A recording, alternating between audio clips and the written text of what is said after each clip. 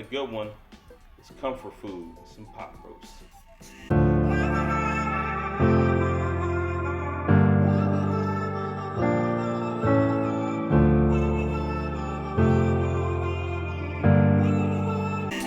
Let's get started on this pot roast.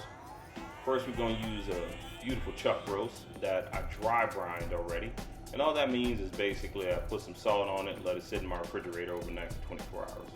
Got a little seasoned blend that I'm going to put on this and rub that in, so as you guys can see. And then of course we're going to come back to our favorite pot, the Dutch oven. I'll get some oil in the Dutch oven here in just a second, and that way we can get this kicked off with this pot roast. So the first thing we're going to do is we're going to get this seared off, and you basically just want to get a nice crust on all sides of the pot roast. It's going to be completely raw in the middle, but we just want to get that color on there.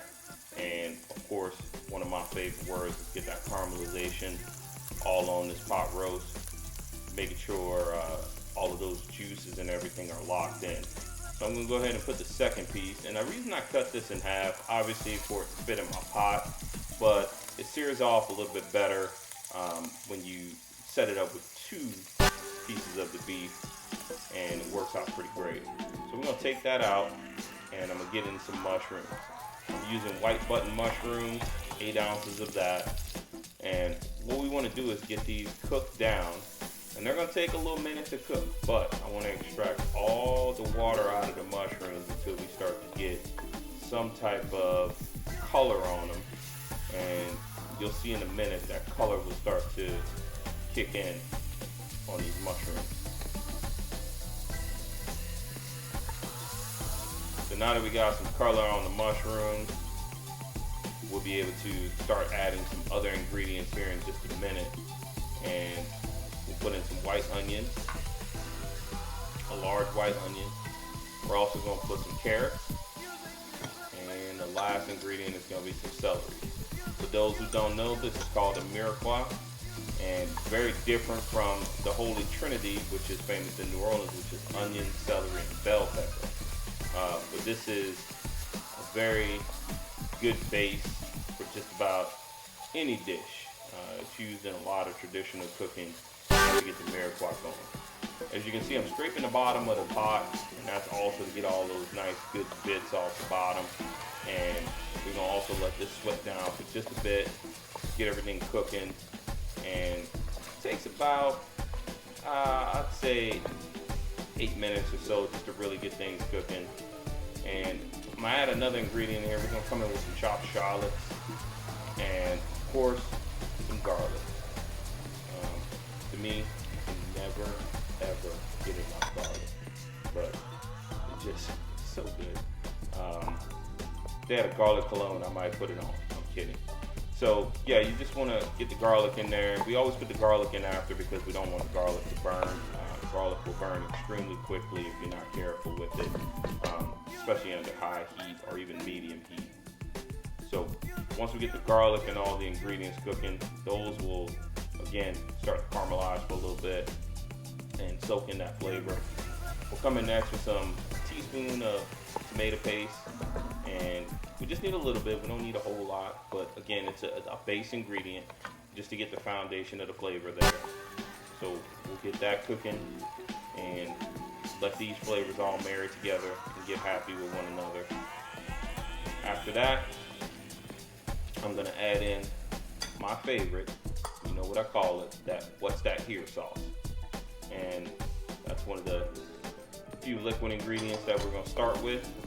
So we add that in, and then next what we're gonna do is we're gonna come in, once this cooks down just a little bit, we're gonna add in some red wine.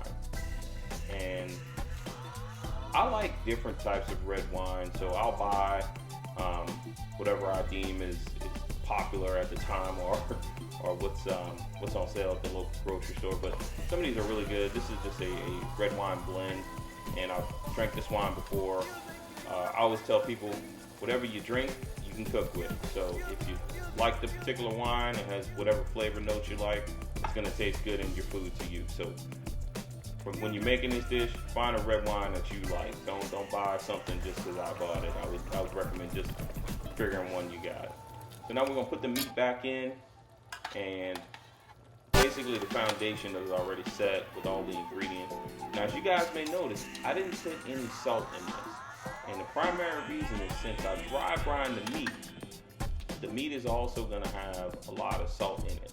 And then also with the beef broth, I didn't do reduced fat or reduced salt beef broth. I just used regular beef broth. That's gonna have more than enough sodium once it's cooked down and the flavors concentrate. So just let that cook and really get comfortable with one another. And then what we're gonna do is we're gonna cover this and it's gonna go into the oven. So we'll take just a little bit. I'll go ahead and cover this dish, put this in the oven. So the pot roast's been cooking for about 1 hour, and what we want to do now is add our Yukon Gold potatoes. We got a pound of potatoes that we're going to add in. I don't add the potatoes earlier because, again, I don't want them to turn into mush. And cooking it at 300 degrees in the oven will make sure that that does not happen. So again, not adding any salt right now, and again, with the broth, the beef, and all the ingredients that soaked in, even the Worcestershire has a little bit of salt. This is gonna have plenty sodium, so it's gonna be real tasty. We'll cover this back up, and I'll put this in the oven for 2 hours, and then we'll get the finished result. So now that we've finished this dish, look at this. I mean, come on. It is ready to go. Let me just plate this up real quick, show you guys what it looks like. You can basically put, if you wanted to put this on top of some rice, or if you wanted to use these same ingredients, you could actually do this in a slow cooker. I'm gonna add some fresh parsley for garnish. And I wanna thank you again from my table to yours. Please like and subscribe to the channel.